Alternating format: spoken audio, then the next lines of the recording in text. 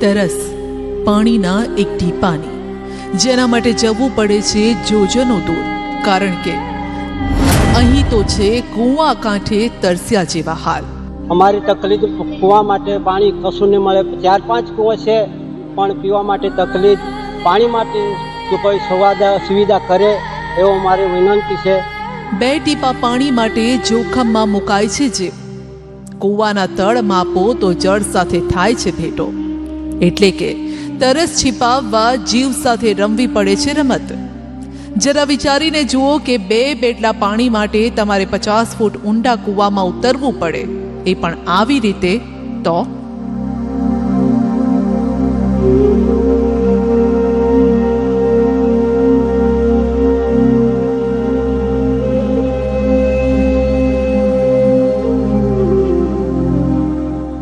પણ આ મહિલાઓ માટે આ રોજનું કામ બની ગયું છે, જે કોઈ એડવેન્ચરથી કમ નથી.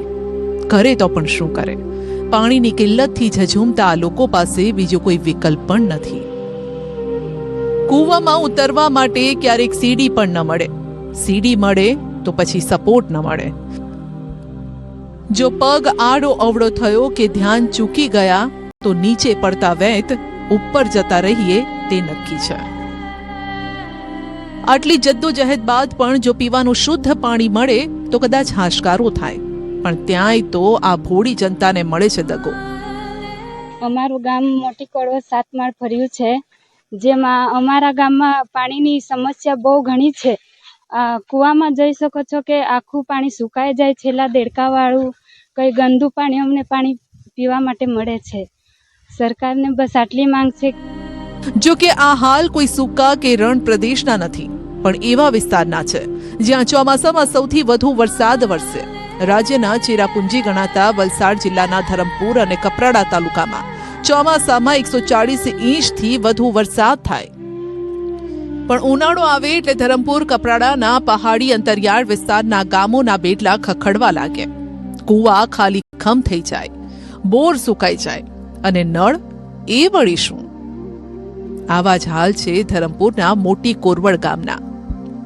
આ ગામમાં ઘર ઘર સુધી નળની વાત તો દૂર રહી, પરંતુ ગામમાં 5 કૂવા હોવા છતાં પણ એક પણ કૂવો કામનો નથી.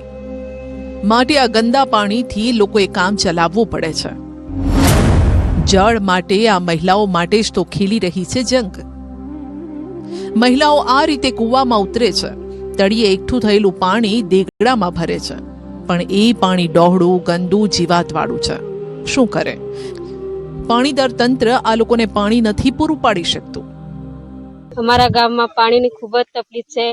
જેમ કે પાણી ઉનાળામાં રહે જ નહીં, તો અંદર કૂવામાં નીચે ઉતરવું પડે ને પાણી થોડું ઘણું કાઢીને પછી લઈ જાય ઘરે, ને ઘર વપરાશ માટે થોડું થોડું આમ કરીને વાસણ કંઈ માંજવાના હોય તો વપરાશ માટે વાપરીએ. ને ગાય માટે બી તકલીફ કેટલી હોય, આ ગાયોને એમ પાણી પીવડાવીએ. ને મોટી કોરવડ ગામના 7 માળી ફળિયાની આ કરુણતાના દ્રશ્યો બતાવે છે કે અંતરિયાળ વિસ્તારોમાં આજે પણ વિકાસ જાણે રસ્તો ભૂલી ગયો છે. સરકાર ભલે હર ઘર નલ અને નલ સે જલના દાવા કરે, પરંતુ જે દ્રશ્યો આપની સામે છે તે જ છે વાસ્તવિકતા. આ ફળિયામાં 150 થી વધુ પરિવારો રહે છે, જેઓ માટે સરકારે આસપાસ નાના મોટા 5 જેટલા કૂવા બનાવ્યા, જેમાંથી 3 કૂવા સુકાઈ ગયા. એક કૂવો જર્જરિત છે.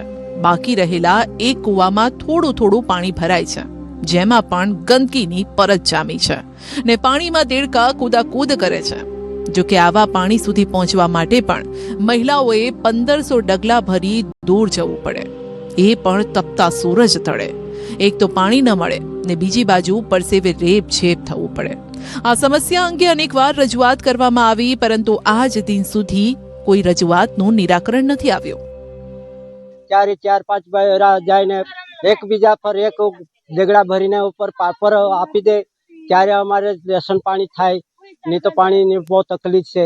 ગાય માટે હોય તકલીફ, અને અમારે જુવાળ માટે માણસ માટે હોય તકલીફ.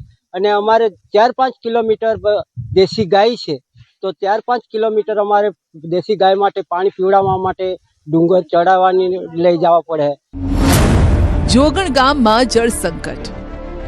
મધ્ય ગુજરાતમાં પણ પાણીની કિલ્લતનો સામનો કરી રહ્યા છે લોકો. અહીં કુદરત નહીં તંત્ર જ રૂઠ્યું છે. પાણીની વ્યવસ્થા કરવાના સ્થાને પ્રજાને તરસ્યા રાખી રહ્યું છે. આણંદ જિલ્લાના પેટલાદ તાલુકાના જોગણ ગામમાંથી પાણી આપોના નારા સંભળાઈ રહ્યા છે, પણ તંત્રને નહીં સંભળાય. ગામના જગદીશપુરા વિસ્તારમાં પીવાના પાણી માટે બોર છે, પણ પાણી આવે તો કામના. જોગણ નહેરમાં જગદીશપુરા પાણીનું અમારે તકલીફ છે, તે પાણી અમારું પૂરું કરો ગમે તેમ કરીને. નહેરમાં પાણી આવે તો અમે લુગડા વાહણ નહીં ધોઈએ બધું. ચકલિયા તો પાણી નામે નહીં આવતું. 4 બોર કર્યા તો છતાં પાણી અમારે આવતું નહીં. ટાંકી બન્યા લો ગમે તે રીતે અમારે પાણી આવે ચકલીએ. મોટરો મૂકીએ તો પાણી આવતું નહીં અમારે. 50 પરિવારો પાણી વગર તરસ્યા. હાલ સમગ્ર આણંદ જિલ્લામાં ગરમીનો પારો પણ હાઈ છે, 42 ડિગ્રીએ પહોંચ્યો છે. ત્યારે પાણી ન આવતા મહિલા સહિત બાળકીઓ પણ દેગડા લઈ તાપના ટોર્ચર વચ્ચે પાણીની શોધ કરવા નીકળી પડે છે. જ્યાંથી પાણી મળે ત્યાંથી તરસ छिपाવવાનો બંદોબસ્ત કરી લે છે.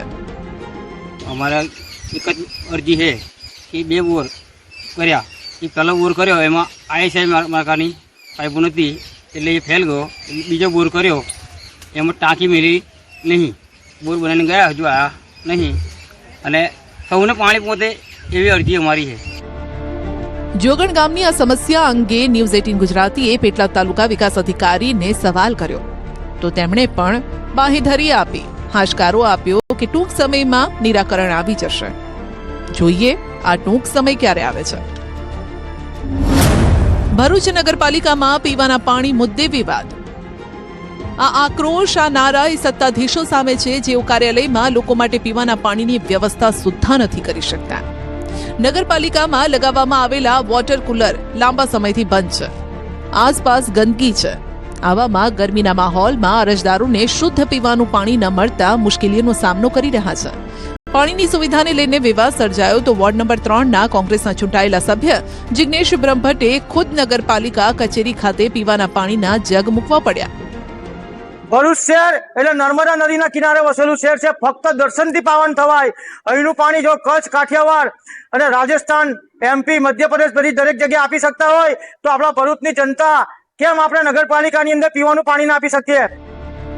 વિવાદ વધતા ભરૂચ નગરપાલિકાના ચીફ ઓફિસરે પાણીની વ્યવસ્થા કરવાની બાંહેધરી જરૂર આપી.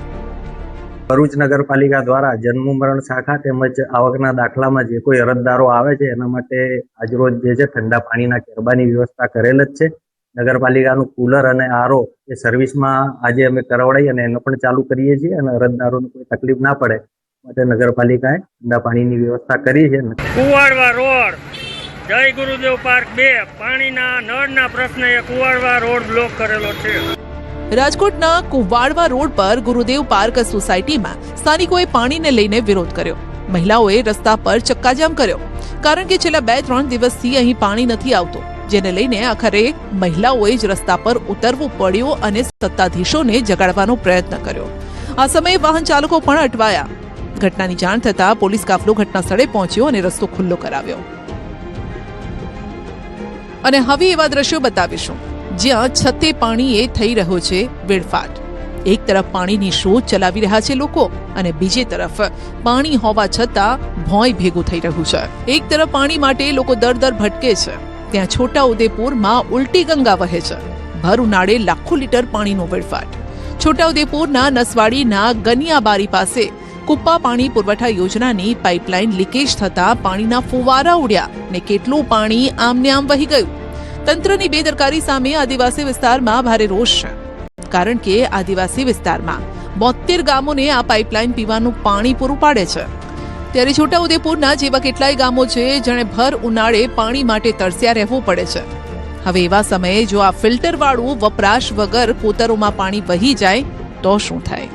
દર વર્ષે ગામડાઓમાં પાણી વિતરણ કરવા માટે પાઇપલાઇન રિપેરિંગ કરવા માટે 2 કરોડ રૂપિયા સરકાર પાણી પુરવઠા વિભાગના કોન્ટ્રાક્ટરને આપે છે, પણ આ તંત્ર કેટલું બેદરકાર છે એ જોઈ લો.